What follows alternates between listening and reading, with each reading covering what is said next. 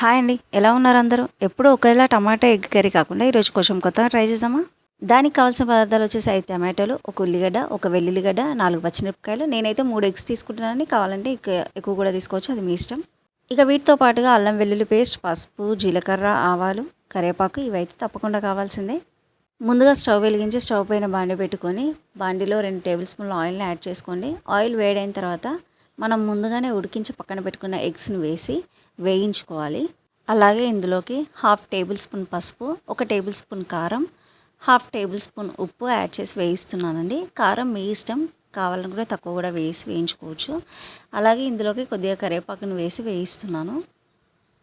ఎగ్స్ని ఇలా ఫ్రై చేసుకొని కర్రీ చేసుకుంటే చాలా బాగుంటుందండి. అండ్ అంతేకాదు పిల్లలు కూడా చాలా ఇష్టంగా తింటారండి. చూడండి, ఎగ్స్ వేగిపోయాయి కదా, నేను వీటిని వేరే బౌల్లోకి ట్రాన్స్ఫర్ చేసుకుంటున్నాను. ఇప్పుడు ఇందులోకి మనం ముందుగానే కట్ చేసి పెట్టుకున్న ఉల్లిగడ్డ, పచ్చిమిర్చి వేసి వేయించుకోవాలండి. ఆయిల్ సరిపోదు అనుకున్న వాళ్ళు ఇంకొంచెం ఆయిల్ యాడ్ చేసుకోవచ్చు. నాకైతే ఈ ఆయిల్ సరిపోతుందండి. ఇలా ఒకసారి అంతా బాగా కలిపేసుకొని మూత పెట్టి ఆనియన్స్ని బాగా వేగనివ్వండి.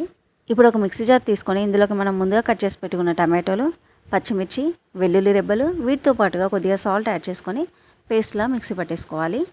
చూడండి, ఇలా పట్టేసుకుంటే సరిపోతుంది. ఇప్పుడు ఆనియన్స్ బాగా వేగిపోయాయి కదా, ఇప్పుడు 1/2 టేబుల్ స్పూన్ పసుపు, 1/2 టేబుల్ స్పూన్ అల్లం వెల్లుల్లి పేస్ట్ వేసి అల్లం వెల్లుల్లి పేస్ట్ పచ్చివాసన పోయే వరకు వేయించుకోవాలి. ఇప్పుడు ఇందులోకి మనం ముందుగానే మిక్స్ చేసి పెట్టుకున్న టమాటో ప్యూరీని వేసి బాగా వేగనివ్వాలి.